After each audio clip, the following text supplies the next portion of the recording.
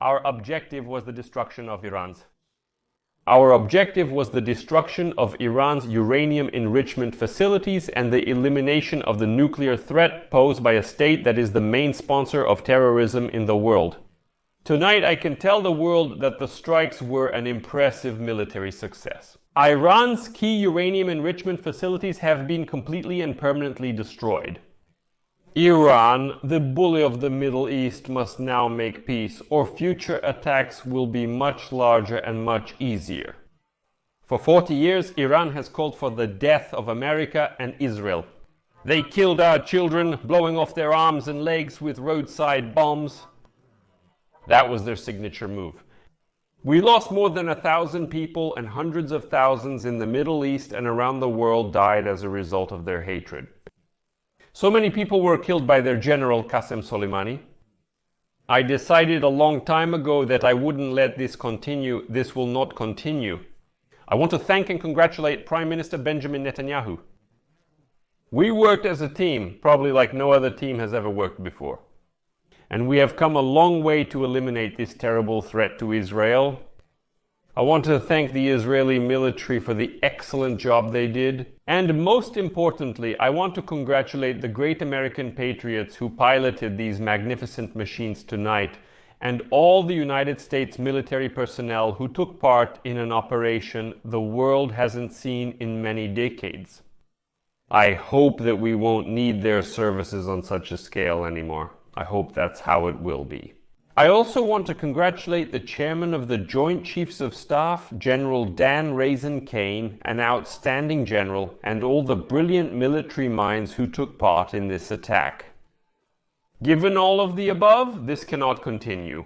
There will either be peace, or Iran will face a tragedy far more terrible than what we've witnessed over the past 8 days. Remember, there are still many targets left. Today's was the most difficult of all and possibly the deadliest. But if peace doesn't come quickly, we will pursue other targets with precision, speed, and skill. Most of them can be destroyed in a matter of minutes. No army in the world could have done what we did today, not even close. There has never been an army that could do what just happened. Tomorrow, General Kane and Secretary of Defense Pete Hegseth will hold a press conference at 8 a.m. at the Pentagon. And I want to thank everyone, and especially God. I just want to say that we love you, God, and we love our great military. Protect them. God bless the Middle East. God bless Israel, and God bless America. Thank you very much.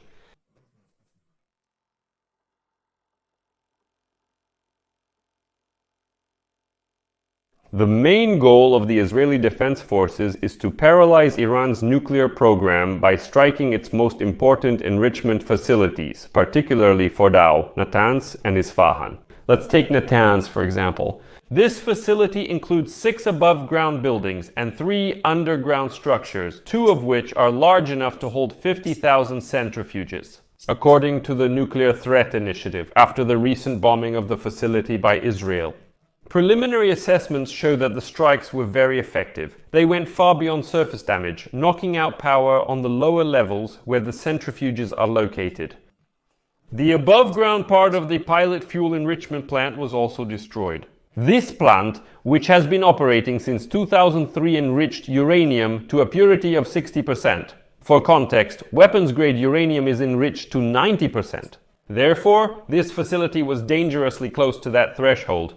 Now let's consider Fordow. Unlike Natanz, Fordow is located deep underground and protected by extensive fortifications. Israel targeted it with advanced bunker-busting munitions, but the results were much less convincing. Their bombs struggled to penetrate the dense defenses. The damage was minimal despite repeated strikes. In fact, Israeli aircraft dropped these munitions several times on Fordow, causing a local earthquake with a magnitude of 2.5 on the Richter scale, which shows the sheer force used. This site remains a serious challenge, protected both by its geographical location and by Iran's complex missile shield. The reason why Israel decided to strike these same targets again is not to make a loud statement, but because breaking Iran's nuclear program is much more difficult than just hitting a target once and moving on. That's why Israel needs the United States of America to deliver the guided bomb unit 57 bunker buster bomb in order to finally break into the Fordow nuclear facility. Let's start by looking at the bomb live unit 109 bomb. This is a bomb that weighs almost a ton and was developed in the 1970s. This weapon is capable of penetrating almost 2 meters of reinforced concrete. Next, let's move on to what Israel uses. The guided bomb unit, 28 bomb equipped with laser guidance in the front part of the bomb, can penetrate to a depth of almost 6 meters, which is equal to the height of a 2-story building. However, none of them can compare to the enormous capabilities of the guided bomb unit, 57, also known as the massive ordnance penetrator. It can penetrate the ground to a depth of more than 60 meters. For comparison, this depth is comparable to the height of a 20-story building. These examples demonstrate significant achievements and differences in penetration levels among this specialized weaponry. This means that this weapon can penetrate the Fordow nuclear facility.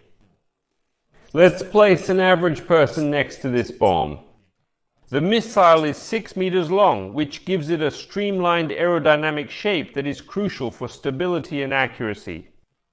With a diameter of 80 centimeters and an incredible weight of 13.5 tons, this bomb uses its massive weight to generate the kinetic energy needed for deep penetration. This heavy, compact design allows it to penetrate more than 60 meters of reinforced concrete, making it one of the most effective bunker-busting munitions in the world. But the United States is the only country that currently possesses this technology. To deploy such a heavy weapon, you need this $1 billion stealth aircraft like the B-2 bomber shown in one of my previous videos. That's because Iran still has a reliable air defense system, and a standard aircraft can be easily detected by radar and shot down. Step 1. A platform for carrying the bomb. As mentioned earlier, the B-2 stealth bomber flies at a very high altitude. When the aircraft reaches the designated location and the conditions are optimal, it drops the bomb. The bomb is designed for accuracy, and the deployment altitude plays a crucial role in its trajectory and effectiveness. Then, in the second stage, high-precision guidance takes place. The bomb is equipped with advanced guidance technology, including inertial navigation systems that are of military-grade satellite quality. Then comes the third stage, which is trajectory correction. The guidance information and data are then transmitted to the bomb's 4 lattice engines located at the rear. These fins can move and adjust in real time, allowing the bomb to correct its course as it descends under the force of gravity. These adjustments are necessary because the weapon has no engines to change its trajectory. Instead, the bomb relies on the movement of these fins and a large altitude difference to control its flight path. That's why the bomb has to be deployed from a very high altitude, so it has enough time and distance to accurately adjust its trajectory. And now comes the most difficult part. Step 4, impact and penetration. The bomb, known as, weighs approximately 13.5 tons. When it reaches its target, it strikes with tremendous force designed for deep penetration into fortified structures such as bunkers. The impact energy allows the bomb to burrow more than 60 meters into reinforced concrete, ensuring that it delivers its payload exactly where it is intended for maximum effect. Finally, step 5 involves the complex process of arming the weapon. It was equipped with 2 fuses. Dual fuses are required as a backup. The first for the impact sensor and the second is a time delay fuse.